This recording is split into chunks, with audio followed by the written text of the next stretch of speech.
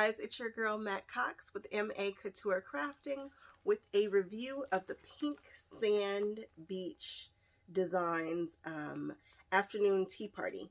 And this is a pattern for a teapot cozy. I made two of them. One was the one that I struggled with. This one here came together much easier, much faster. And I just did a few little things differently so that mine would come out the way that I wanted it to. I've used all different color, you know me. It's got to be a rainbow with some black and white stripes or some polka dots on it somewhere. It's just who I am. I love it, love it, love it. I want to do a whole set of this with my teacup cozies, with my mug rugs. Like what? My whole place setting will be lit. I would love it. But if you'd like to see how this one comes together, oh, I even used two different colors of rickrack. I just shocked myself on that one. If you'd like to see how this comes together, please keep watching. I bought my teapots from Amazon. Make sure that you're using the larger teapots. You want to do 8 cups, 10 cups. I think it says 6 to 10 or 6 to 8. Be sure to get that size teapot so that you can use these. These can be altered, but who wants to do that? I don't want to alter the pattern. I just want to use it. So again, I will link to where I bought my teapots. And if you guys want to see how this guy came together, please keep watching. All right, guys. Bye-bye. Okay, so it starts off the same. You take the batting and you place the short batting and match the top. And that way you have a little overhang of the larger one at the bottom. I'm using thermal batting. I like that I had some left over. I think it's going to work really well for this particular project. Sew down that polka dot piece. Sew it down at the top. It's not going to hurt anything. It's really going to be helpful. I did it with a 1/8 inch seam. And that way, when you put the rickrack and this other panel on, you're making sure that it's all getting caught. I had an instance where it was not caught and it made me sad. So again, sew down that polka dot panel, even though the directions don't tell you to do so. It'll just, if you're like me and you're not going to catch it, or it just helps. It helps. And so then I decided to pin down my rickrack. This rickrack is super large. And in hindsight, I wish that I had let more of the rickrack show, but you get what you get and you don't throw a fit. So then I went ahead and just sewed down, like the directions said, a 1/4 inch. I attempted to do a 1/4 inch from the top of that fabric. So I'm making sure that those fabrics line up on the sides.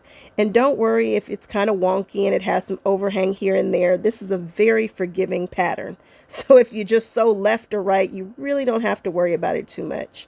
Right here, I'm looking at my overhang and I'm like, geez, what should I do? You know what I do? I just cut it off of both sides.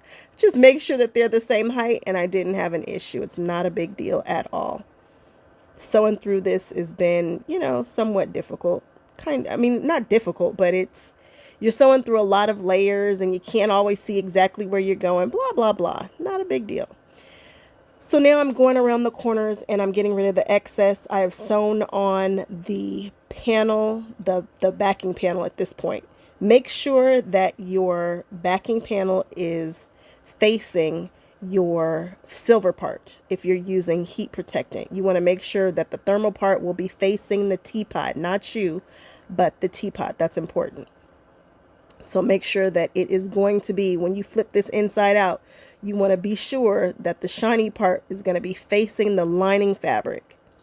My lining fabric are these black polka dots and this black check. I cut the corners right before I turn this piece inside out. It just works out a little bit better for me. And then I grab my point turner and I just start poking everything out.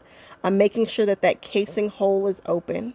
I used a little glue to glue back that portion before I turned it out, just so that I wasn't trying to make sure that I could catch it. It gives it a cleaner look, in my opinion. So I put just a dab of glue before I turned it inside out on the area where the casing is. And the casing is just the hole where the string goes through to cinch your cozy. Like if you're making a drawstring bag, the little area where the drawstring goes through is called the casing. So my suggestion is, don't worry about measuring down from the top an inch. Just find out where the top of the holes of your casing are and just draw a line. And don't be worried about where that falls exactly. Just draw the line. Now this casing leaves a half an inch. And of course I had 5/8 inch ribbon, which was ridiculous. And I could have altered it, but I didn't. I went ahead and just shoved that ribbon in there. But ideally you want 3/8 inch ribbon. You don't want a half an inch. You want to have a little bit of wiggle room in there. Mine was a tight fit. And of course I'm using chalk and a friction pen because I'm always using multicolor fabric, and sometimes I can't see the white chalk on a certain part, so that's what I'm doing. And now I'm just marking where the holes are so that I can see where to draw these lines and connect them. And then I just use that little point turner to tuck in those edges really good and make sure that that hole is indeed open and I don't have to open up any stitches or anything. So then you just stitch a line straight down. And this is not a tutorial to omit getting the pattern. You're going to have to buy the pattern in order to make this. It is not my pattern. I'm just showing you what it looks like putting it together, because sometimes when you see somebody put something together, it really helps. Now in the pattern, it tells you to stitch a large basting stitch and then pull the bobbin thread and it'll cinch the bottom of the fabric. My machine does not work like that at all. So I do a running stitch at the bottom of this in order for it to work. And all that means is I'm going up, down, up, down, up, down. That reminded me of an Empire song. But anyway, I just took some thread and did very large basting stitches. And then I cinched the fabric till it was about 5 inches, because that circle is about 5 inches. And I know that I want it to go from one side to the other. It doesn't say to do this on the pattern, but it kind of gives me a place to go. I was kind of lost in that section when it starts talking about cinching it and then pinning it here. But you really just want this to go around halfway on the circle, and then you want the other half to go around the other way. Use pins, and when you're sewing it, don't be uber concerned about what's going on. Just pin it down, sew around, and be okay with what happens. You just want to be sure you're catching the top and the bottom and not catching anything more. So I sewed the wrong side. I couldn't remember which side was up and which side was back because I'm using all these different fabrics and I get a little confused sometimes, guys. But you want to be sure that your lining fabric is up when you're doing this. And I was looking at the half here just to kind of know where it is. And then you sew it. It's not cute. It's not going to be cute. That's not the cute part. But when you put your little teapot in, it flattens out. It looks great. Don't be overly concerned about how your circle comes out at the bottom. Don't be worried about that. I was initially overly concerned, and it's just not that serious. It comes out fine. You'll be fine. Trust me. So I'm grabbing some of this 5/8 inch ribbon that is too big, and I'm using a bodkin here. This is a flat bodkin, which I like for projects like this because you don't have to worry about trying to get a big hump through.